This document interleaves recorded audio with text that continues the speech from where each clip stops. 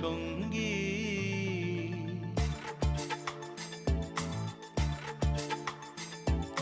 মনোমোর মেঘের সঙ্গী, উড়ে চলে দিক দিগন্তের পানে, নিঃসীম শূন্যে শ্রাবণ বর্ষণ সঙ্গীতে রিমঝিম